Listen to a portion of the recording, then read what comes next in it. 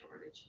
So, and even it's a surplus, the question is, out of all those competing needs, for one-time money, what, how they'll be allocated. So, yeah, I had mentioned that before. We got a total list, and I asked Joint Fiscal to bucket it according to different budgets, including transportation, but also natural resources.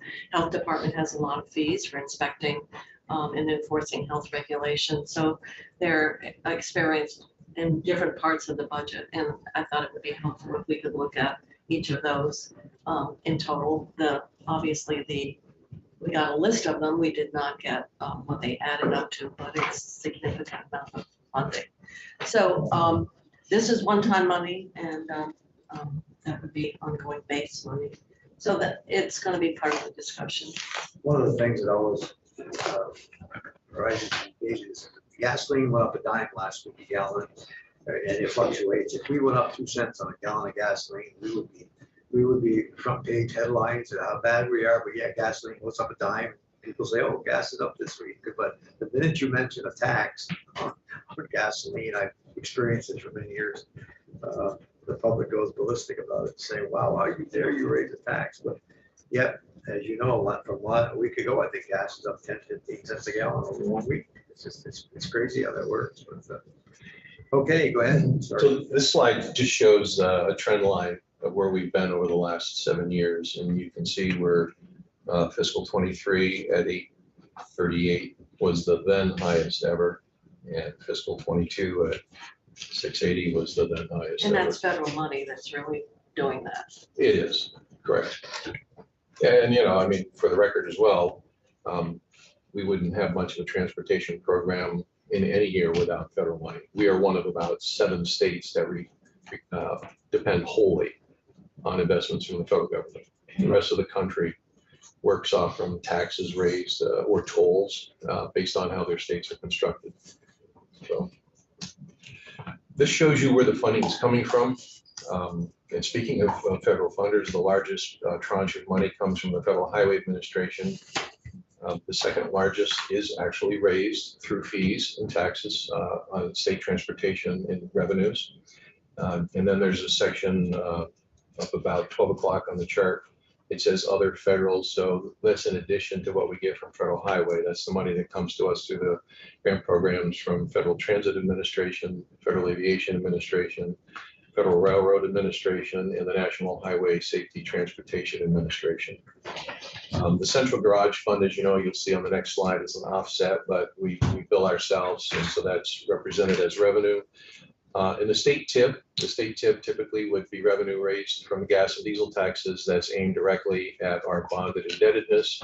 But as you recall, we paid our bonds and our debts off last year, so that money now can be directed toward the budget allocated to projects that have a 10-year life or greater. So we do have a chunk of revenue coming from that. And then local other would be, basically some match money that's shown because of the projects that we grant out. We have to show the total cost of those projects, including match. So that would be some money from towns and things of that nature. So this sheet shows funding from the capital bill for the St. Albans. Correct. That's going to be later in the period. Oh, yes. well, okay. Is that, normally we go to the capital bill for transportation maintenance buildings? I think the answer to that is I don't know, because we haven't built one since I've been secretary. I think the last one was built in 2015 or 2016. It was down at District 4 in White River Junction. The governor's agreed we should move forward with St. Albans. We have a balance. I'm not quarreling with that. No, I understand. I didn't know. I don't know if someone else historically can answer. For the record, Sure. Chief Financial Officer for the agency. The St. Albans building, which will be located in the Capitol bill, will not be a part of the bonding that we need to do. What the administration is proposing is a transfer of general fund of $3.5 million to the capital, basically the capital bill cash fund. And the reason it is in the capital bill and not just in a direct appropriation of the agency is for deference to the committee process and the committee of jurisdiction that this building, in their opinion, through funding through the general fund or the capital bill would fall in. Well, that's new this year. So it's involving institutions in transportation. I guess I'm saying, I think this is perhaps something new that we're experiencing here. I would agree with that. Yeah, and I think as Bradley said, it's, I think it's the administration's, and I think this governor has a record of appreciating the committee process and the discussion. And I think that, you know, this is the first new facility for this agency since this administration, you know, has been here. So District 4 was the most recent, and then before that, District 5 at 40th and Allen, I think was, so those go back a fair ways. Go ahead. On the, just to remind myself how the TIP works, it's a percentage on the sales. And it's irregardless of how much we're bonding for, it's only gonna raise so much money because it's a percentage on the gas sales. So it's all, I'm assuming it's always been around $25 million, even though gas prices have gone up, there's a floor, there's a ceiling on the TIP. Yeah, it's usually around 20 million, give or take. It's gas and diesel. Ironically, this past year, the TIP earned more money, where you saw the regular gas tax lose money because gas prices were higher. Right, okay. Get myself in trouble here, but I'm a big fan, and I said this on the campaign trail, of rational assessment, where you tie fees and taxes to the services that are then funded. And my concern is with what we're doing something new here, where we're taking money from the general fund to fund the V-Trans capital project, as well as the 10.9 billion. I just keep coming back to the fees, and if it's been 6 years since we gradually increased those, and it's inflationary times, when people register their votes or go get their driver's license and so on, you'd expect it to gradually increase. And I feel like we're setting ourselves up for a big cliff drop for when the administration has to raise these fees. So that's where my mind is. Like Kathy Hochul's having to do in New York Yeah. with the tolls, I guess. But it will be helpful when we get that Fair enough. summary, that subset of transportation related fees. Take a look at that. I'm not saying I love fees, tolls, and taxes, but I'm saying it just seems to make sense to at least consider them as a discussion to Well- fund our transportation. I will state again, we have a statutory requirement to update them on a regular basis for the very reason, if you delay them at the point we put them back in, then they are very noticeable. So and so we have a statutory requirement that we have been ignoring. We have not explicitly said notwithstanding, we have done nothing. So I think this is raising the discussion, and so we'll see what that revenue loss really looks like when we're talking about user fees, whether it's transportation, as I said, health inspections, or state parks. We can go over the fees of DMV sometime, just to see, but I know I've had an issue for motor homes, they pay a little or nothing for Yeah. a motor home. They haven't been updated since 1992, but I think we finally caught up or something. Federal government 1993 or whatever, so, but, yeah, we should know what they are, that's fine. The next slide is a pie chart to show you where the funding that we raise is going, where the expenditures are. There'll be specific slides to talk about each of these programs, but you'll see the largest single chunk of the budget this year, again, is in state paving. And then followed fairly closely by state interstate bridges, roadway and safety, maintenance. And again, we'll go through each of these in the following slides. And Secretary, does this pie chart look any different than it has over the last 10 years as far as like the pieces? Maybe the paving is a little bit bigger since we have more money, but in general. Proportionally, it looks pretty much the same, correct? For growing the Vermont economy, there's obviously the $858 million budget supports thousands of jobs. This isn't just the Agency of Transportation, but it's our partners, many members of Associated General Contractors, members of the State Paving Association, consulting firms. You know, you've been on this committee, the various areas that we touch the economy. We touch companies and the employees of those companies and the benefits that those projects, bring not only to our infrastructure, but just in general. This is a lot of money that is poured into the Vermont economy. As I said a moment ago, and there'll be even further detail on this, this is a record for town investment, $91.7 million across the board to Vermont towns. That is nearly a 10% increase, and that is an increase of $10,200,000. $43 million for rail, $28.6 million for aviation. It continues to build the electric vehicle charging infrastructure. There will be paving through the budget that we've talked about here in 12 of the Vermont counties. I want to make a point now so I don't forget when we talk about the paving slide. This particular discussion about paving doesn't include every single bit of paving we do. For example, the districts often do district leveling in the spring.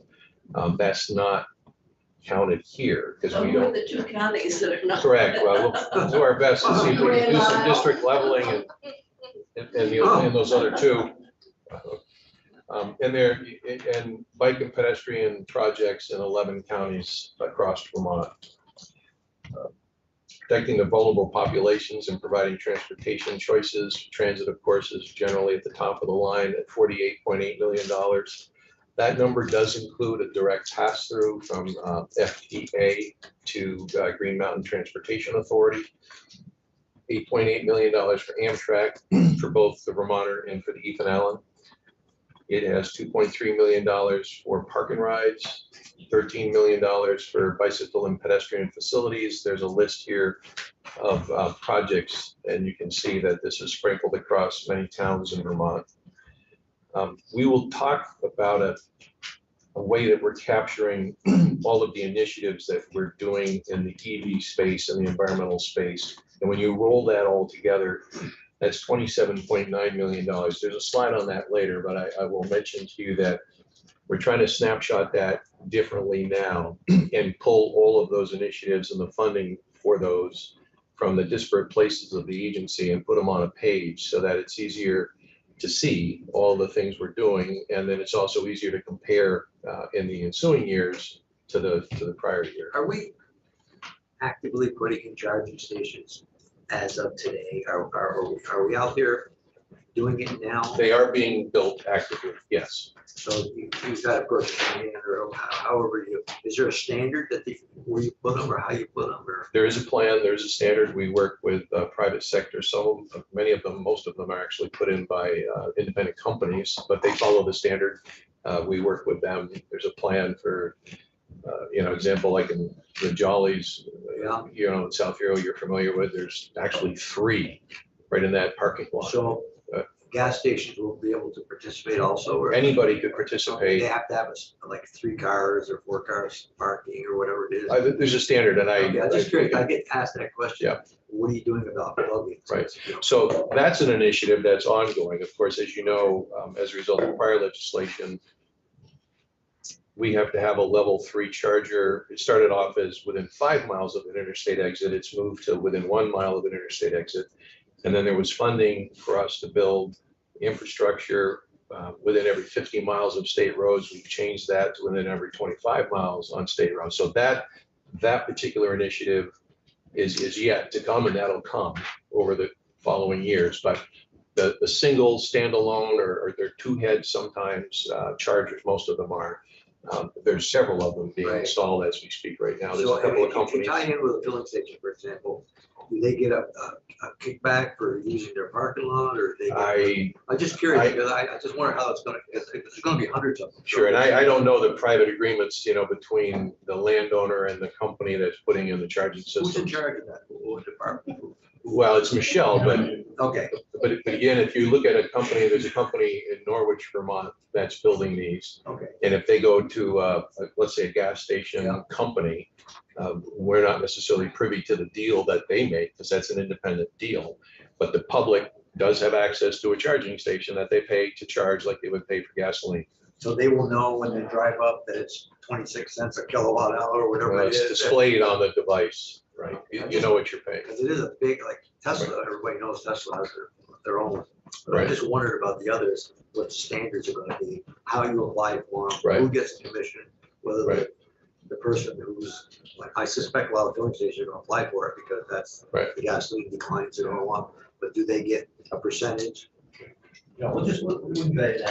Yeah, we're gonna really get into that, Senator, next week. Okay. We good. have a presentation plan. I think it'll be helpful to all of us to find out what it is gonna be the future.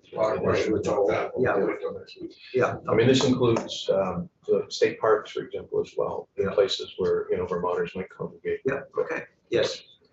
Back on the other slide on the rail, the 43 million for rail, and it kind of goes to the 8.8 million.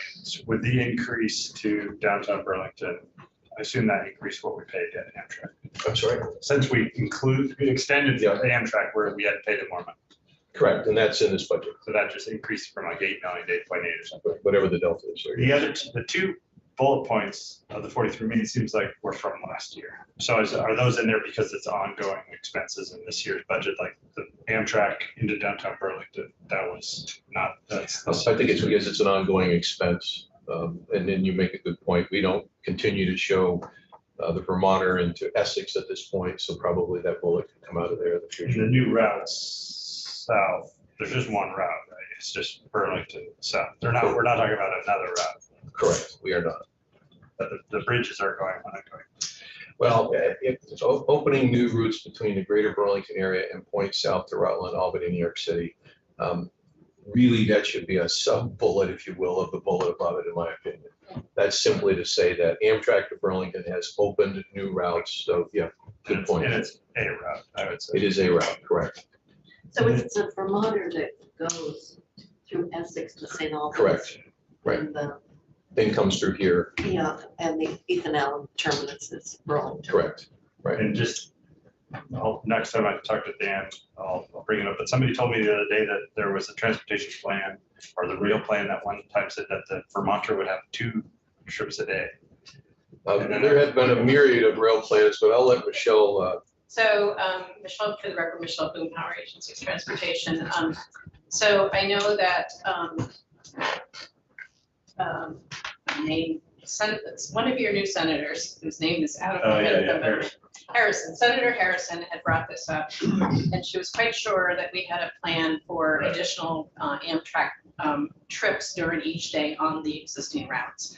And I've gone back and looked through the rail plan and see nothing in any of our time Yeah, 'cause I never- horizons No, indicating that. So our priorities continue to be get Amtrak to Montreal, Right. Senator Moss's favorite, and to then, continue to make sure our weights are up in terms of all of our bridge capacity for 286,000 It pounds. was probably a priority of some of the communities, but never I'm actually. sure, Right. Okay.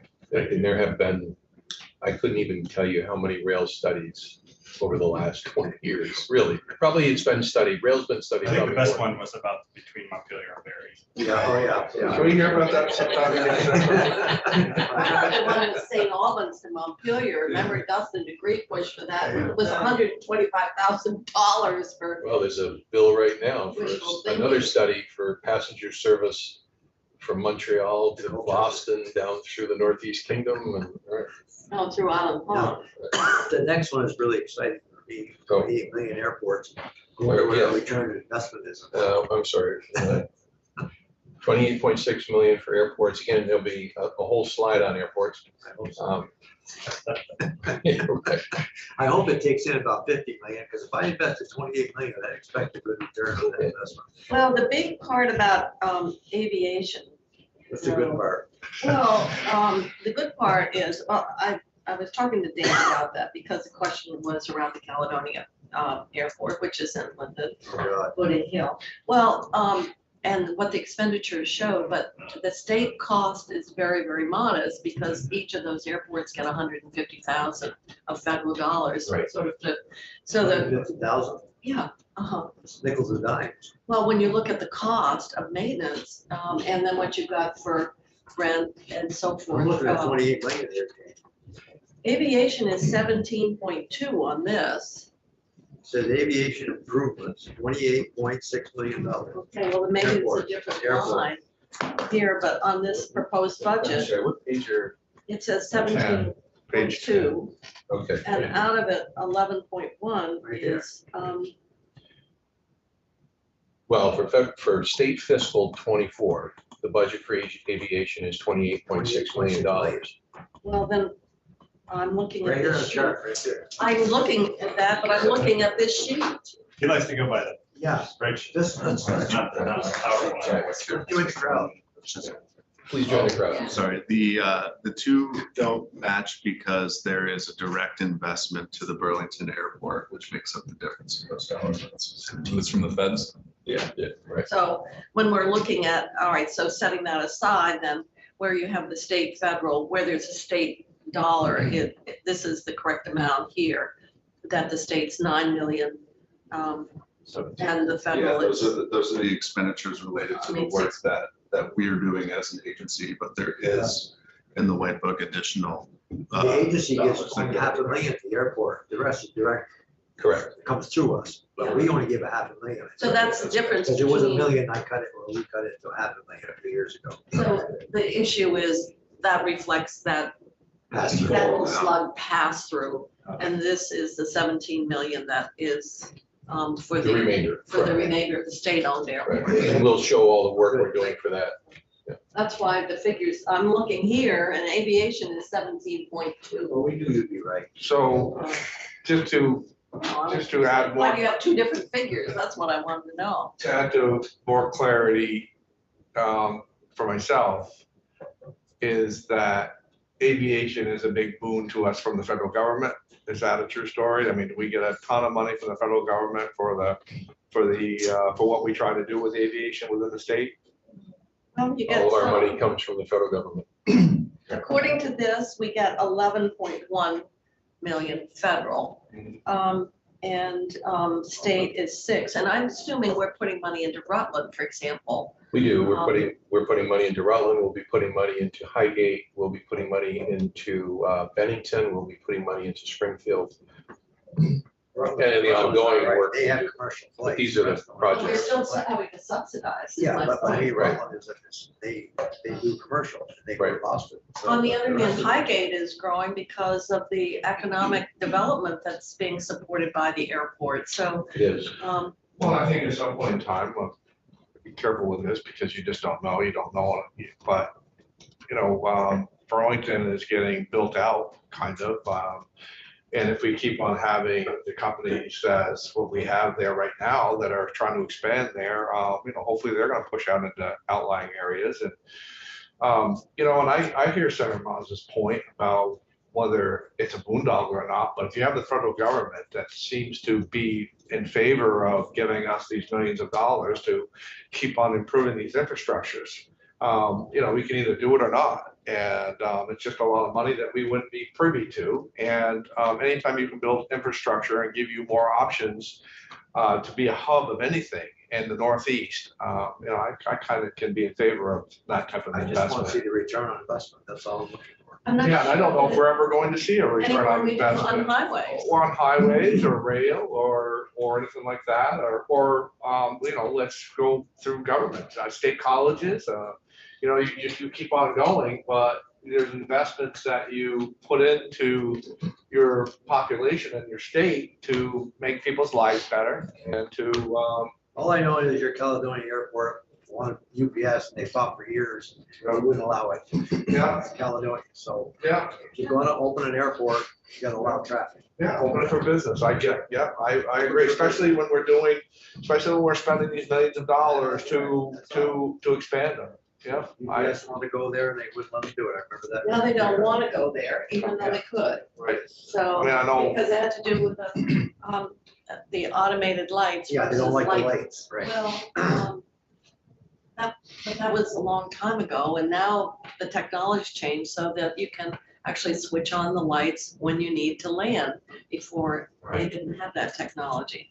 But then the question is, when you've got them, what is that potential additional use? Maybe it's not UPS, but somebody said maybe it's Amazon.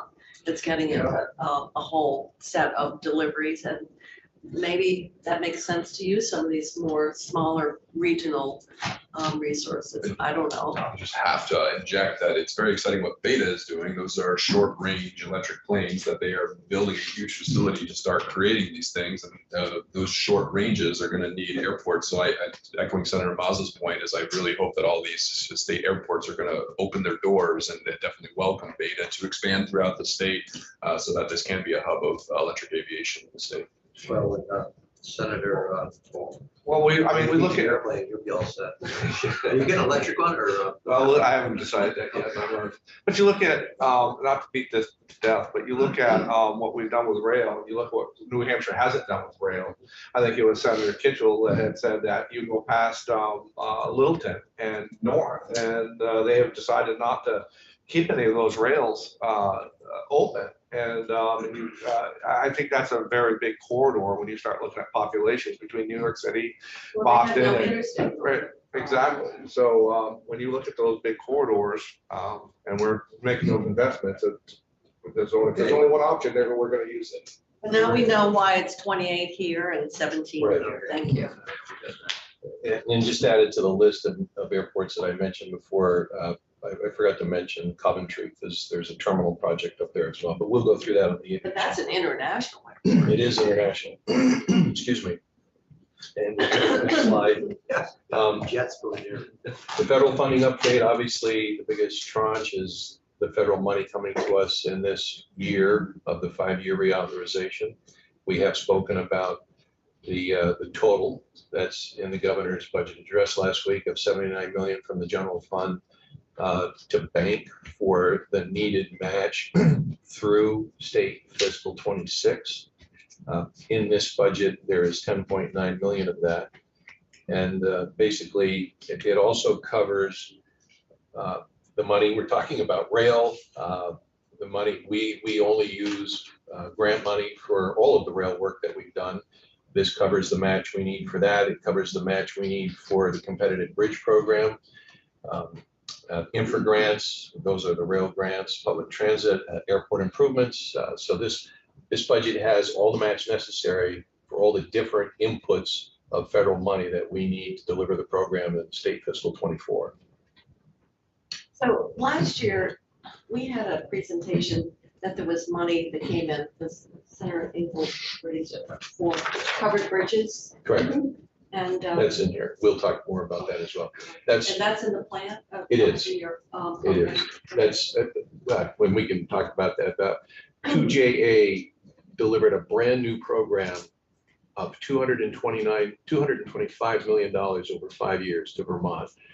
And we must allocate a minimum of 15% of that to Vermont towns for historic bridges. And that money is 100%. There's no match needed. And so we'll have a slide to talk about the number of projects that towns are doing with that in this budget. I don't want to get ahead of you, Joe. Is it like the bridges that we had with one-time funding for these towns where those projects have already been identified, or is it going to be an ask, a permit, not a permit process, but a grant process where they're going to submit grants? Is it a pile of money or? No, they have to work with us to identify the projects, and these are projects that they've already mostly told us they would like to do, but but for not having enough money, because even at the town level, you have enough pressures that restoring a historic bridge may not, as much as you'd like to do it, it just may not be something you can afford to do given all the other pressures.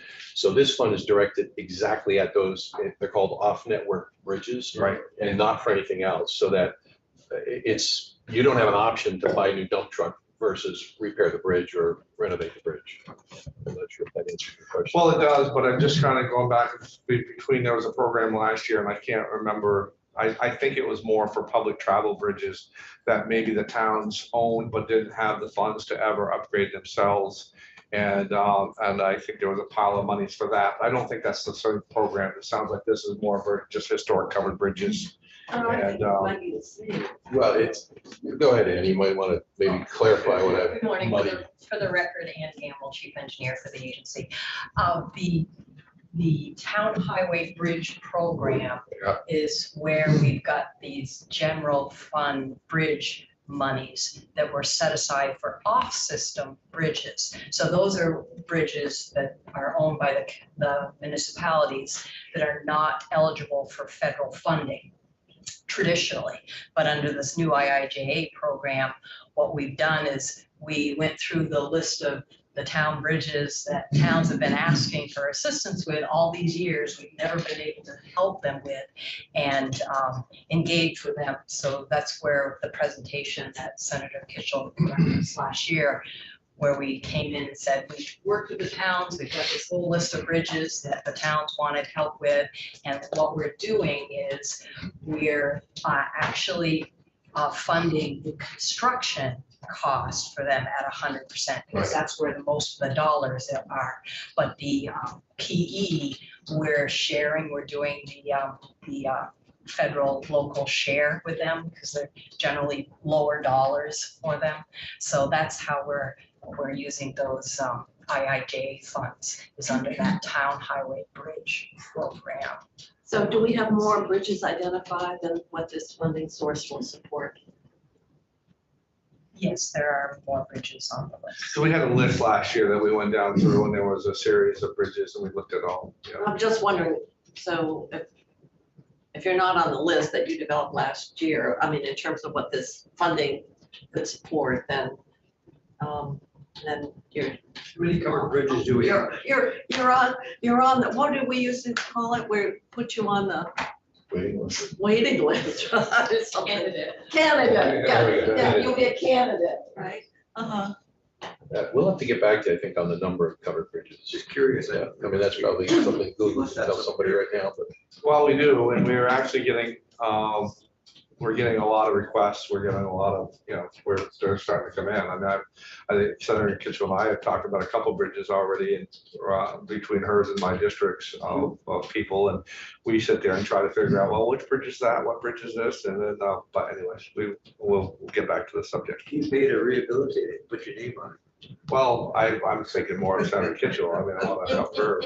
No, I have a bench made by corrections. So I'm already taken care of. It didn't get It's in his flooded. ears. It didn't get sent down to Winooski with Irene. Okay, go ahead. So this slide shows the blue line is the money we know is coming to Vermont through the Infrastructure Investment and Jobs Act, the reauthorization of the FAST Act, if you will, over the 5 state fiscal years. The gray line at the bottom is the revenue forecasted that we basically know is coming.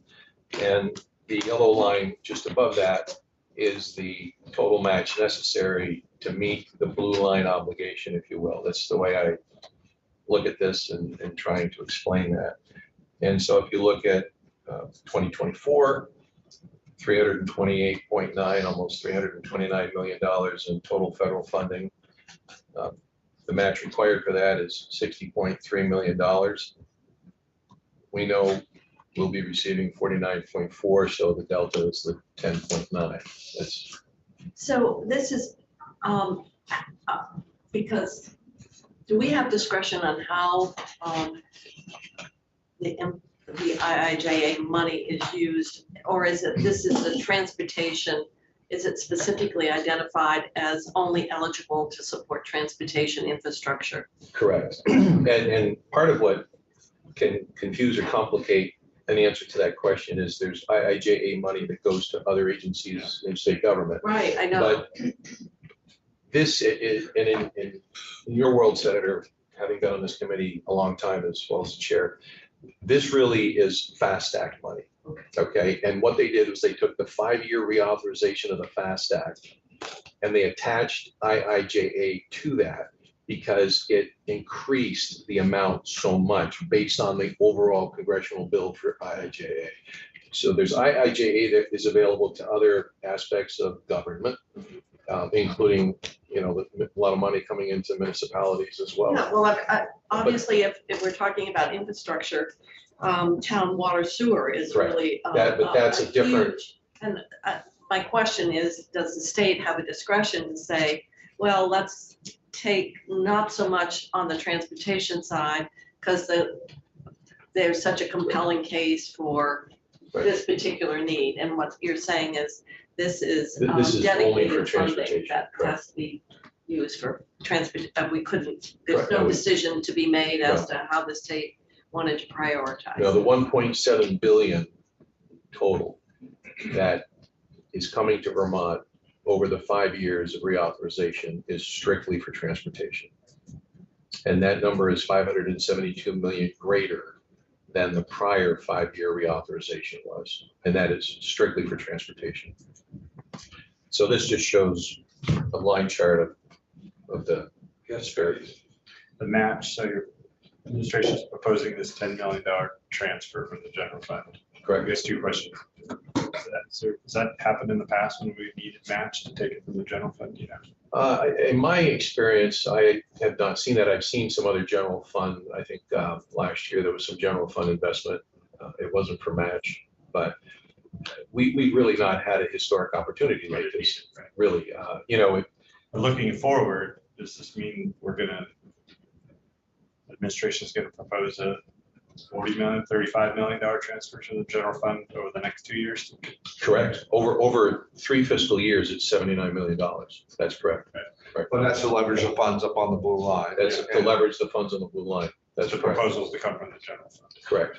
And I can imagine, I mean, I think as a state, we seem to be very good through all the committees of what we're doing, or for the governor. Seem to be doing a very good job of finding these monies and making sure that we set aside the monies for the match. Of course, it's legislature, that's up to us. But that money isn't guaranteed to us. I mean, if we decided that we didn't need that, and we didn't want to set the match up there, that money is going to go to someplace else within the country, I can imagine. That this is money that's available to us, should we be able to provide the match to it. But if we don't, well, that money isn't coming out to us automatically. The blue line money, you know, is set for Vermont. Federal Highway does do an August redistribution for states that can't use, or to your point, Senator Engel, don't use the money that the government has allocated to those states. And they sweep money back in and they allocate that to other states who have a track record of performance. And frankly, Vermont has benefited from that almost every year that I know of, to the tune of tens of millions of additional dollars, because so far we really leave no federal dollars behind. Yeah. And again, I respect the legislative process, the committee process about the question about the general fund being the match. But again, I think it's important to emphasize this isn't just a traditional opportunity where we know we're getting X. We will get that the next time, you know, in the next 5-year reauthorization. This is the way US DOT works with Federal Highway interfacing with states. But because this is a historic opportunity, an opportunity to allow us to do things, have a program like an additional $225 million for Vermont bridges. That didn't exist until 2JA, and so many of the other things. This is a way, respectfully offer, when you consider this is a way to ensure we have the money in a year with historic surpluses to utilize this historic amount of federal investment that is directed here. This isn't assumed money. This isn't, we think this is money is locked and loaded for Vermont. And we need to be able to bring it home. I don't think the debate is not wanting to leverage every dollar. I think the debate is this the right mechanism to provide the match, and how that fits and how other competing needs. So I don't think, you know, we should create, if anybody's listening, the impression that we would want to leave this money on the table. It's just a matter of, this is a proposed way of meeting the match, but that's not the only way. And that's where we'll get into the legislative process. But it is a great opportunity, as long as we're not building base, and that gets into back to, like, you know, when we're talking about town highway aid, and versus how we put it out in terms of projects, as opposed to the extent to which you're building that higher obligation on an ongoing basis. That's why I think we were really focusing on structures, for example, because they're very time limited They are. and project specific in nature. And we did have some conversation about paying off, and we did pay off the TIP We bonds. did last year. As another, I'm not advocating it in this environment with interest rates, but you are bonding. And the other option here, and you're looking at using the capital bill, but not for bonding, but through that TIP, because we had paid it all down. Last year, we paid that TIP debt. So with the thinking and the rationale for it is, well, that would be helpful to help leverage some of these projects. So I'm just going back to that earlier discussion and decision we made to paying off the TIP bonds. This is just a really good return on investment that he mentioned in this speech, right? For one It is. Vermont dollar, we'll get 4 Fed dollars. That's right. I just don't want to miss It's this just how you opportunity. generate that Vermont dollar. That's gonna be the discussion. And about leaving the money on the table, like the out years does not have the state match available. Sorry, is less number than state match required. It goes through 26, so. Could you repeat that? Bottom line, the state The match. gray line, yep. Yellow line, at least by looking at the The legend. yellow line is what's necessary. The gray line is what's forecasted for known revenue. Okay. State match required is the second on the table below, not looking at the line. So if you look at the final 2 years, it's 82 million and 84 million required. If you go to the very bottom, it's 81 million, 80, which seems like we're not meeting the required match. This would be, the way the bill's written is or the governor's recommended proposal is there's essentially $68.1 million for 25 and 26 to be used as necessary. These are estimated projections, and if we were to find ourselves in a situation in say fiscal year 25 and 26, Find that extra. we would be able to provide a budget scenario. The ups and downs chart is included in this. Now we get into the various programs. Finance and administration is 21.9 million. This is Jana's shop. As you'll see in all of the programs, every one of them shares a cost increase where salary benefits and the statewide allocations that we get from BGS and ADS and others. This also does include a one-time $2 million appropriation. We have to upgrade our STARS financial system. We opted last year to not put this in, and we really need to budget for this. Please. We did, but it's Well, not this- really backed we're- out this year. It's backed out, it says. It's for the statewide implementation for the financial system replacement. Okay. And this is the up and down for finance. Who's back? Yes. What caused the $12 million reduction in the per diems and other personal services? Seems like a big number. Where, 12 million negative on ups and downs for. Maybe they moved Oh, a so- unit, probably Slide one to 50. another. That's an accounting description. So there, it's called, the account that you're referencing was a $12 million decrease. So that is the mechanism we use to bill back our salaries to the federal governments that are, or the federal programs when we bill to projects specifically. And it just so happens that the account we use rolls up to something called per diem and other personal services. But really, it's a bill back to the federal government, so it reduces.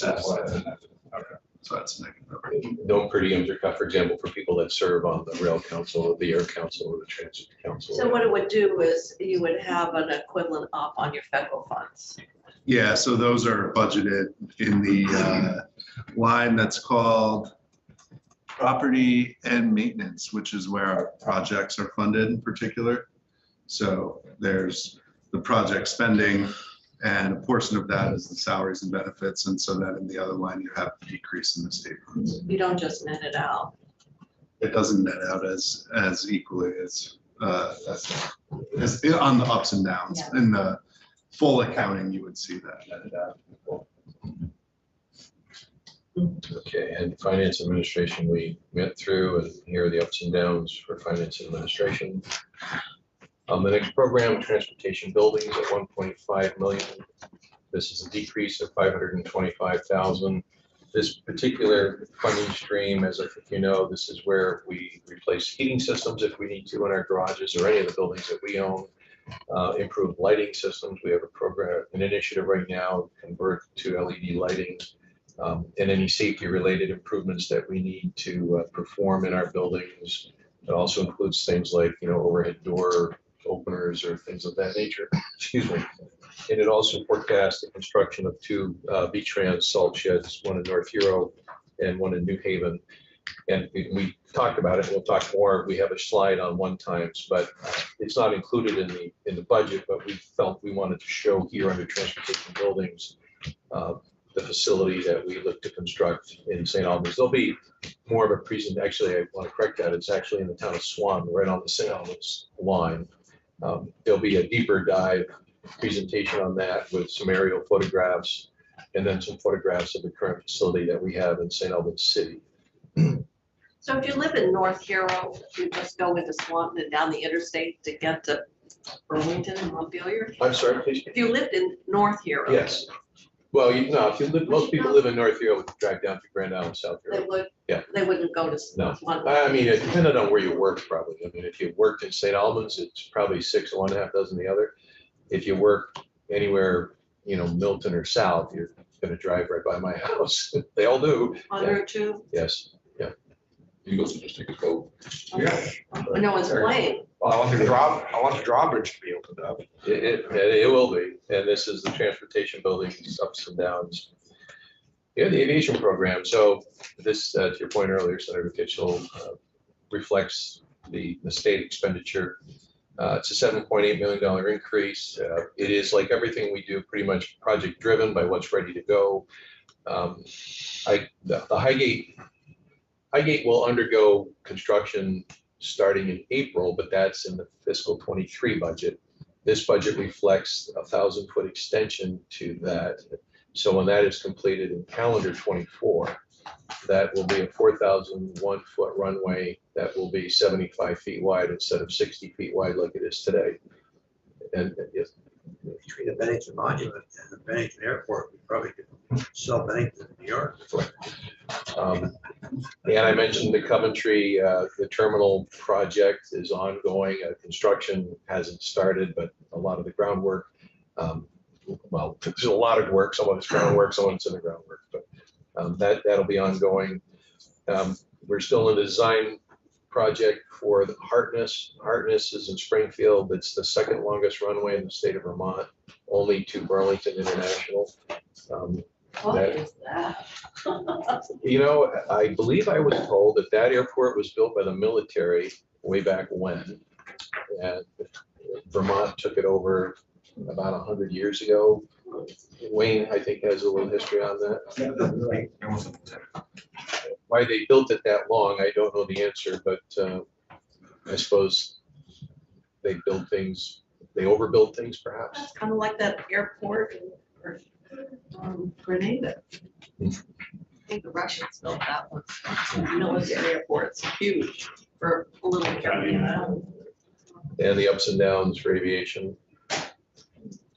The next program is program development. This is a big. Aviation, are there some really big projects there? In aviation? Oh, yeah, construction. Correct. Runway, that's 2.8, and that would be Rutland Clarendon, right? Yeah, so out of that increase, 7.8, I was just looking at, the biggest of those projects. Would that be the Well, Rutland? and Highgate as well. Highgate's an expensive one. In program development, there's a lot going on. We will talk about each program within program development. Overall, it's a $10 million decrease. And we'll move right into the slides. Again, everything you see on the left under program development, we will have a slide for and more conversation. It's just the roll up, if you will. And there's the up and down for the whole program. So now we'll move into each subset, starting with paving. Paving $141.6 million. For the record, I really want to point out this is the 11th year that the agency has committed in excess of $100 million for paving. And we have drawn a bright line in the sand since we've been here that we must stay above that number. This will deliver projects, 49 projects that is aimed at paving 455 miles. And 71 miles of that will be reclamation of concrete slab, which will result in a finished product that will better accommodate pedestrian or bicycle users with a slightly wider shoulder product at the end. With the inflation that we've been experiencing, and we know projects have come in quite a bit higher, I was just thinking that's got to impact, even though we're spending more money, we're not, looking at what we got historically from miles paved. Inflation is affecting everything we do, and in particular, paving is very petroleum dependent. And while that has improved some since May and June of 22, it's still a significant impact, on the end result. Yes. What's falling apart here? Interstate Bridge. This is a $13.6 million increase. It's a $50.3 million program this year. Like all of our divisions and bureaus, it's in part driven by the federal funding increase. It will fund 25 projects across the board, 9 of which will go into construction. So recall, we have projects that are in various stages of their life cycle. 9 of them will be active construction work, and the remainder of the 25 are in the various stages of design, engineering, right-of-way acquisition. But they're capital projects, and you will see them in construction in ensuing years. Is that like 50.3 million? Is that again part of a match that we do, or is that just straight dollars that comes? I mean, No, everything is matched. Okay. Yeah. This is all rolled up into the entire federal funding money available to us, of which we have to match. And then we parse out where that all goes into the programs. Maintenance is the big area where there's no match. Correct. And are we maximizing $50.3 million? I mean, we couldn't have got $60 million from the federal government, or we could have chose to do 35 million if we wanted to, but we're maximizing $50.3 million, and obviously we have the match to that, as we know. Right. I think the way I would answer that, I think I know where you're headed with the question. We're constantly balancing all the needs across all of the areas, whether it's paving, interstate bridge, state bridge. And those decisions are driven by project prioritization. They way back in their infancy, they all start with local input from RPCs, the Transportation Advisory Councils rolls up to RPCs, that feeds into the agency. There's public meetings on these things. They can take years in some cases before we even get into the permitting process. But for something to go from a concept to a capital project, that's that process. And the timelines, I'm really trying to answer your question. I'm in word salad here, but the way these things all come together or converge in a fiscal budget can be different all the time. So I think the answer is we see the need for what we know we can do in fiscal 24, requiring $50.3 million. But it does raise the question, and that is, as you're talking about that process, then the plan that we finally get, we can see shifts between interstate bridges, other bridges, paving. That is really, the federal dollars give you the flexibility to use them in a variety of transportation related projects. And your prioritization process is what would say, we're gonna put 50 million into interstate bridge as opposed to 30, and we're gonna do more for paving. Those are the kinds of decisions that you make when you're Right. preparing your Right. budget. Senator Kitchen explained I it. think that might be. Well, I was looking for the, yes, Yeah, exactly. I was so looking for. is that flexibility to direct the funding in one of, toward interstate bridges one year Right. more and Right. then less somewhere else? Or Right, like we did this year, it's an increase of $13.6 million.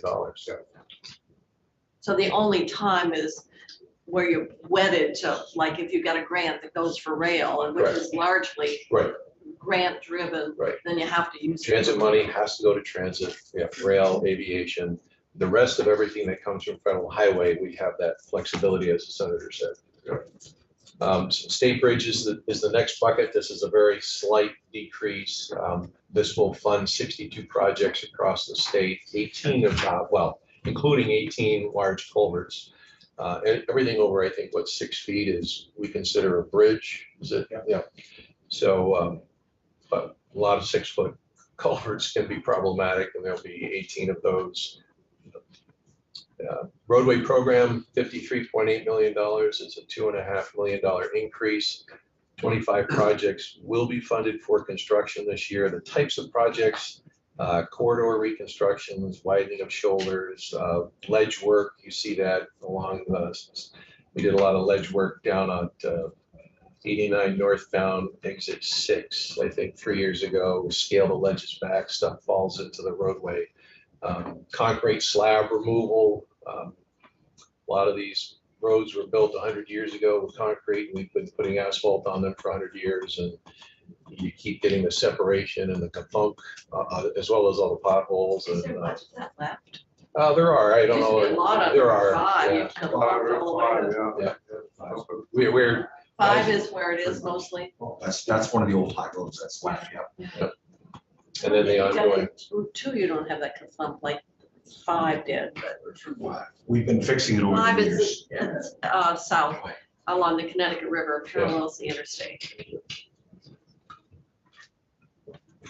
Next program is traffic and safety at 46.5 million. It's an increase of 1 million. We'll fund 24 projects this year. What's that for Colchester? Oh, Correct. So an example of a project in this program would be exit 16. What's Winooski?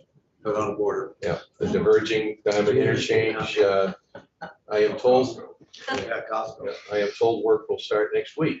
So That's the one, Skip Valley held off. contract 1 for the record of that entire project. Still under appeal? Oh, sure. Oh, We were able to start it, this project, but it's not under appeal because I knew that, we've been doing that for years. but it hasn't stopped at the starting of the project then. Correct. What we did is we separated the contract, we separated the project into 2 contracts, and we're starting with everything that's no longer being litigated. Oh.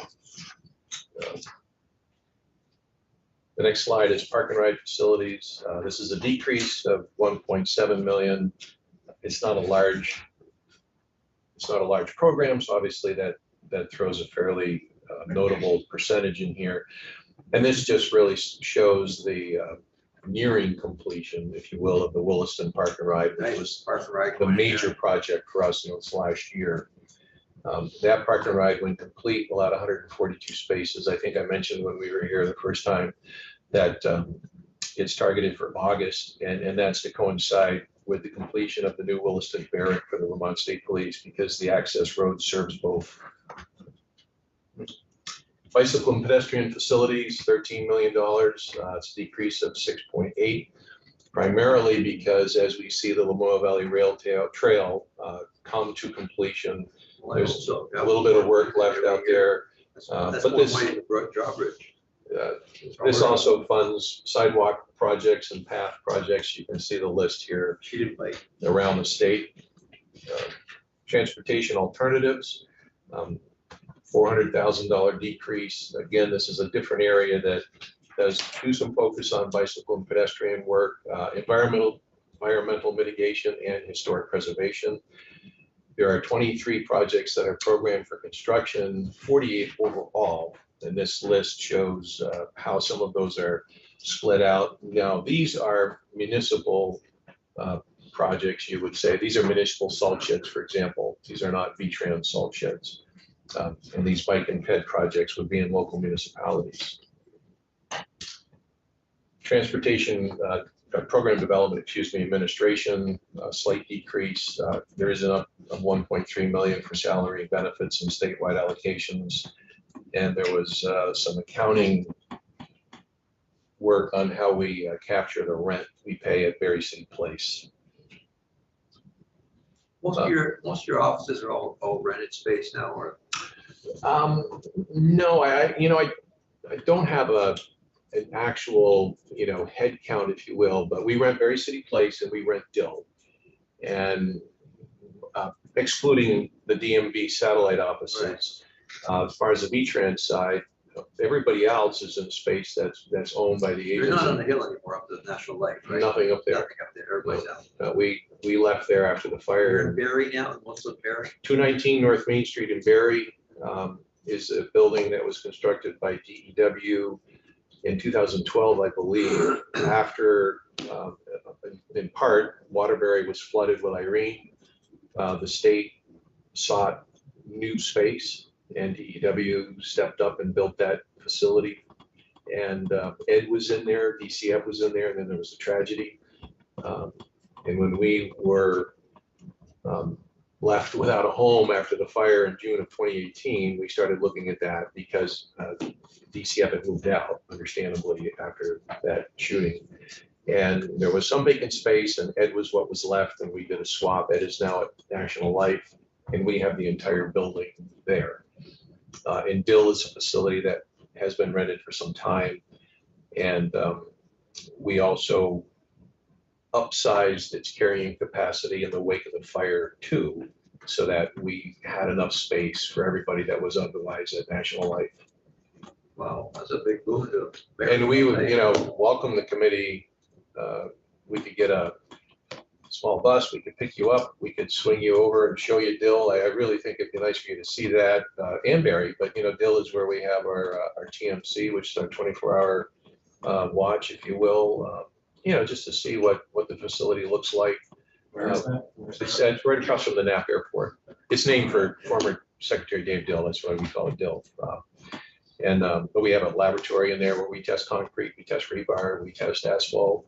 And then we could take you down to Berry City Place, and if you wanted to, you could actually have a committee meeting there because Who's you the can senator Zoom from that live area? from the boardroom. I'm sorry. Who's the senator from that area?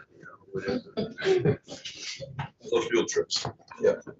No, we have a lot of things we're very proud of, and we would, anytime you wanted to take a field trip, but my point is you could actually have a meeting there because we have the ability, we have the same different brand equipment, but you could go live.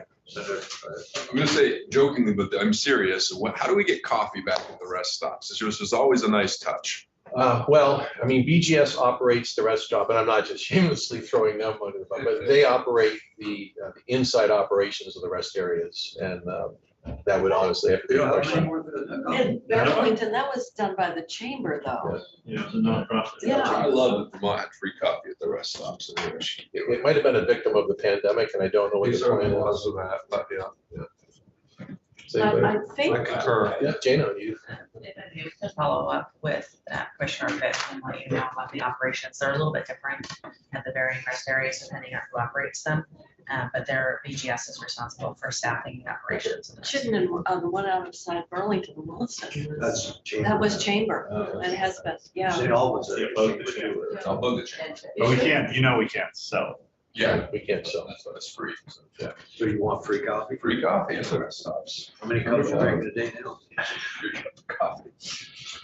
The next slide is maintenance at 108.5 million. It's a $4.1 million increase.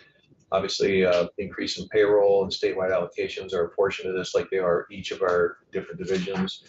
And the only big difference is it includes 3.2 million additional that we forecast for SALT in fiscal 24. And the ups and downs for maintenance. Policy and planning, a $700,000 increase. The budget comes in at $17.3 million. The majority of the increase is the increase in salary and benefits and statewide allocations. And the ups and downs for policy and planning. Environmental policy and sustainability. This is the slide that references my comments earlier in the meeting where we have pulled the various work we do in the space around, primarily around EV, including the incentive programs for Vermonters. As these evolved over the last several years, they were parked in programs where at the time it seemed to make the most sense, but they were in various places. And so this is pulling them together, showing a total investment of $27.9 million across the initiatives that you see bulletized. And we feel this is just a cleaner, more concise way to show that effort. And again, it'll allow future comparisons to be made more easily than where these otherwise were embedded in the program. I want to make a point. If you look at the very bottom of the Excel spreadsheet, in the center, you see FY24 5 positions. These are not new positions. I want to emphasize that. These are people that still work in other places, but are doing the work that's shown here. And following budgets, subsequent budgets will show very small decreases in other programs because these people are focused in this area now. So this is under the shop? Yes. In rail, $43 million. It's a $4.7 million increase. We've talked about Amtrak. This will be also upgrading the station at White River Junction to become ADA compliant. And it continues with the investment for the build grant, which is the grant for the bridge rehabilitations from Rutland to Bennington and west to Hoosick, New York, to get those bridges all up to 286,000 pound. Would that bring all our big bridges up to that standard? Are there still? No, there would still be others. I just saw that number recently where it would get us, I believe, into the like 85%, but we still have some ways to go on the Connecticut River line, north of White River all the way to Newport primarily, and probably a few on the Green Mountain as well. And the rail ups and downs. Public transit, $48.8 million. This includes $4.3 million that is a pass-through to Green Mountain Transit. Which has a new director. I'm sorry, it's $4.3 million increase. $3 million is the pass-through to Green Mountain Transit. It also has money for capital purchases for new e-buses, $1.5 million for the Marble Valley Regional Transit facility, and then another $1.75 million for other facility improvements among the various transit providers, and $7.5 million for vehicle replacement. Currently, internal combustion vehicles. Not everything purchased in fiscal 24 would be E, simply because the availability. And the ups and downs for transit. Central garage. Okay, because we're gonna take a break in a couple of minutes. Because I can get through public transit, but that might be it. Okay. Oh, I'm sorry, you want to get done? No, we're done with public. Yeah, we are, yeah. Why don't we take- Okay, let's take a 10-minute break. All right. Sure. Wait, Sure, yeah, yeah, as we yeah. need to- Across the street. Are we still on YouTube, Mike? Sorry about this.